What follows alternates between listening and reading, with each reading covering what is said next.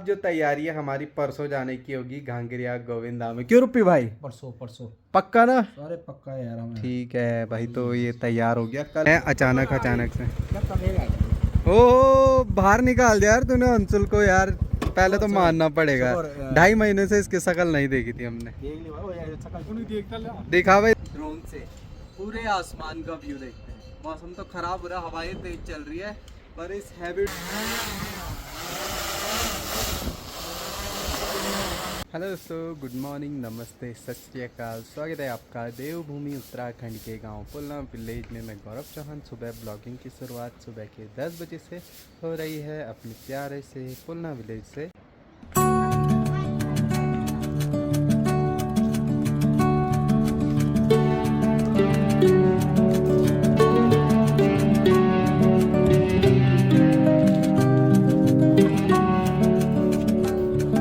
बाकी भाई आजकल पहाड़ों का मौसम हर दिन बदल रहा है, कभी धूप, कभी बादल, कभी बारिश।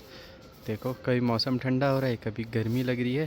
तो आज मौसम भी ठीक है, गर्मी का दिन है, लेकिन अभी जो है आसमान में बादल लगे हुए हैं और गांव का नज़ारा सुंदर सा लग रहा है।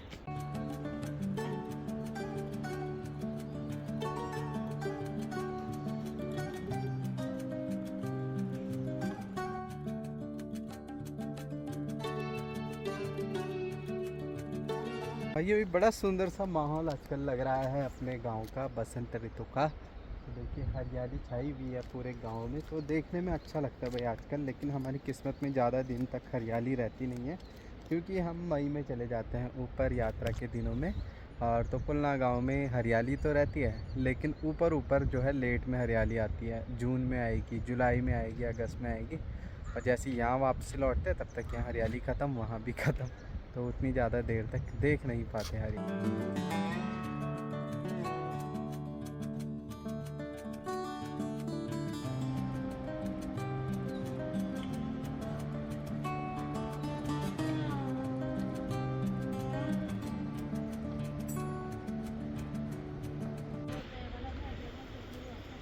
तो भाई गांव की महिलाएं भी घास लेकर के आ चुकी है अपने गाय बछड़ों के लिए। पूछे ब्याह तो पायने लगी ने आ तो रियोनी पाई क्या भैया दी पड़ेगा। पाई होनो ये चाह तो ये चली होना ये गोर लगाड़ी। हाँ कोई बात नहीं, बढ़िया बढ़िया। तो भाई ये देखो छुपे रुस्तमों को देखे भाई, महीनों महीनों बाद घर से बाहर निकल रहे, तब दिख रहे हैं अचानक से। क्या करेगा? ओ बाहर निकाल दिया यार तूने अंशुल को यार। पहले तो मानना पड़ेगा, 2.5 महीने से इसकी शक्ल नहीं देखी थी हमने। देख ली भाई, वो यार शकल को नहीं देखता ले। दिखा भाई, दिखा शक्ल दिखा। होली के बाद तो देखा ही नहीं। और रुपी भाई क्या हाल चाल? बिल्कुल यंग लग रहे हो यार तुम। क्या करे हैं? फेशियल वेशियल कुछ ऐसा? कुछ नहीं है, वही है ये नेचुरल है। हाँ। बहुत ज़्यादा गर्मी हो रही है अभी, क्या करें, हवाएं चल रही है, तब जाके बाहर आने का मन कर रहा है। तो धूप में ये है कि अंदर ही बैठे रहो। फिर से देखो भाई पहाड़ों में हल्के फुल्के मौसम फिर से ख़राब हो रहा है। देख सकते हो ऊपर ऊपर बादल लगे हुए हैं श्री हेमकुंड साहिब की जो चोटी है उसके बिल्कुल सामने पे। और हवाएं भी काफ़ी तेज़ चल रही है। देखो छाव छाव हो गया भाई, तनख्वाह छोड़ा हुआ। तो भाई रुपेश तो आ चुका है पुलना गांव में, अब लेकिन उसका अभी काम भी है। उसकी स्कूटी यहाँ पे फंसी हुई थी, तो वो बोल रहा है कि कल स्कूटी पार करवानी है, फिर परसों तो हम गोपेश्वर चले जाएंगे रॉबिन की शादी के लिए। गांव में भी शादी है, फिर उसके बाद देवेश के सिस्टर की शादी है। तो कोई आने के लिए अभी तैयार नहीं हो रहा, क्योंकि गाँव में सब ने मिल करके थोड़ा बहुत काम करना होता है। आज जैसे बर्तन वगैरह थोड़े से ऊपर पहुँचाए, क्योंकि विकास भाई का घर ऊपर है, तो इसलिए रुपेश का अभी ये हो रहा है कि काम ही काम है, मेरा भी काम ही काम है।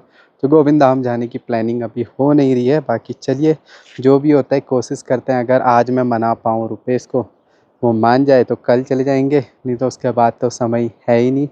उसके बाद एक दिन जोशीमठ जाना है, फिर गोपेश्वर जाना है, फिर शादी अटेंड करनी है। बस ऐसे ही दौड़ भाग हो रही है। तो जी कल मैं पांडुकेश्वर गांव भी नहीं जा पाया, क्योंकि शाम का आपने देखा होगा हैप्पी का रोका था, तो उस चक्कर में थोड़ा बहुत काम हो जाता है। बाकी आपने अवंतिका चौहान के ब्लॉग में देखा होगा कि किस तरीके से जो घंटाकरण देवता जी हैं, भगवान जी हैं, पिछले 1 साल हो चुके थे तब से अवतरित नहीं हुए थे। नए व्यक्ति के अंदर पुरुष पसवा जो होता है भगवान का कैंडिडेट, उनके अंदर अवतरित नहीं हो रहे थे, मतलब हो रहे थे फिर नहीं हो रहे थे, ऐसा है, मतलब एक फिक्स नहीं हो पा रहा था। तो कल फाइनली जो है घंटाकरण भगवान जी के नए पशुआ मिल गए हैं, लेकिन वो तब तक अपनी बात बोल नहीं पाएंगे जब तक वो भ्यूंडार गांव में जो सामने पहाड़ी है, देवारी राजा, देवताओं के राजा बोला जाता है, जब उनकी आज्ञा लेंगे और आशीर्वाद प्राप्त करेंगे उसके बाद वो बोल पाएंगे। अब पता नहीं, हो सकता है इस साल जनवरी में, ये 2027 में कभी भी आ सकते हैं। तो मज़ा आएगा,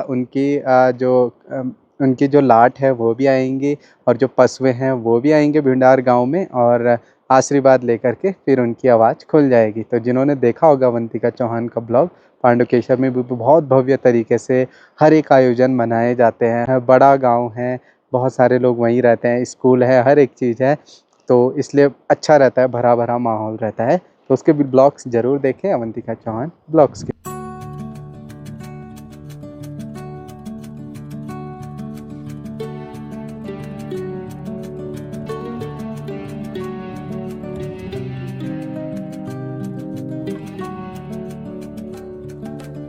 तो भाई अभी रुपी भाई आ रखा है, इतना मनाया लेकिन एक कल के लिए तैयार नहीं हुआ। तो अब जो तैयारी है हमारी परसों जाने की होगी घांगरिया गोविंदा में। क्यों रुपी भाई? परसों पक्का ना? अरे पक्का है यार हमें। ठीक है भाई, तो ये तैयार हो गया। कल हमने स्कूटी पार करवानी है रुपी भाई की, गोविंद घाट से पार जैसे तैसे करेंगे भाई, जैसे तैसे पैदल वाले पुल से। बाइक का तो पॉसिबल नहीं हो रहा है, स्कूटी थोड़ी हल्की रहती है, तो हो जाएगा तब हमें जाने के लिए अच्छा हो जाएगा, गोपेश्वर या कैसे भी जाएं शादी में रॉबिन की। तो परसों हम गोविंद धाम घांगरिया जाएंगे। बाकी रुपी भाई आ रखा है भाई, बहुत दिनों बाद आ रखा गाँव। क्यों, क्या क्या हो रहा था? क्या होना, बढ़िया चल रहा सब? सब बढ़िया है, भगवान की कृपा है सब। भाई थोड़ा ड्रोन शूट करते हैं और नज़ारे देखते हैं भाई, अपने ड्रोन से पूरे आसमान का व्यू देखते हैं। मौसम तो ख़राब हो रहा है, हवाएं तेज चल रही है, पर इस हैवी ड्रोन को कोई इफेक्ट नहीं होने वाला है। पुराना ड्रोन था वो हल्का था, तो वो वाला इफेक्ट ज़्यादा होता था। चलिए स्टार्ट करते हैं और टेक ऑफ करते हैं। हाथ से लैंड हो जाता है।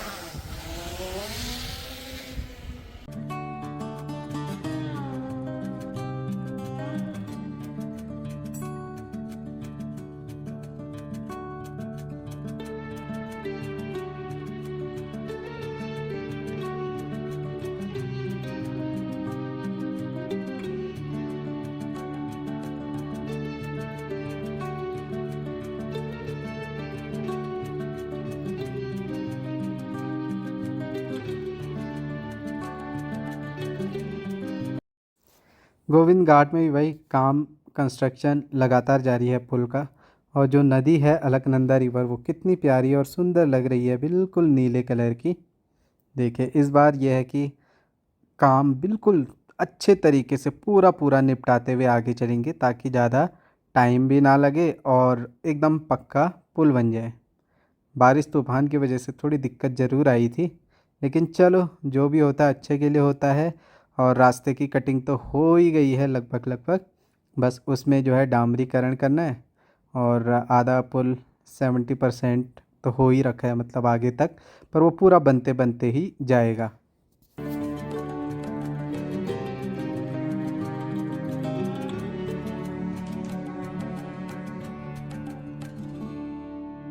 तो भाई चाय पानी हो चुका है हमारा, गप्पे मार रहे थे बढ़िया, और अभी मस्त हवाएं चल रही है, ठंडा ठंडा माहौल हो गया।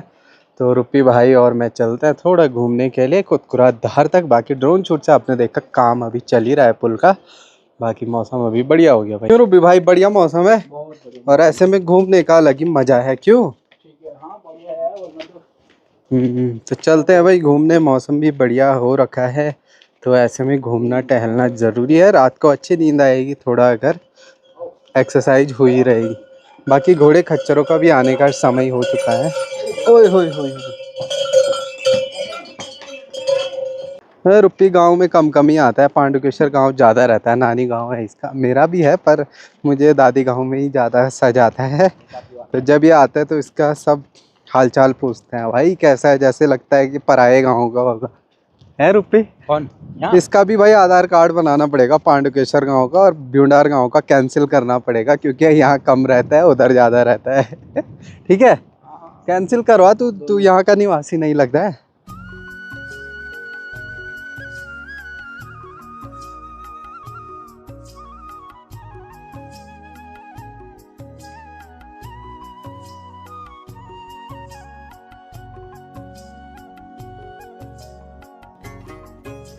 तो भाई आजकल रात कब हो रही बिल्कुल भी कुछ पता नहीं लग रहा। हम घूमने गए, रुपेश आया, रुपेश काफ़ी दिनों बाद आया।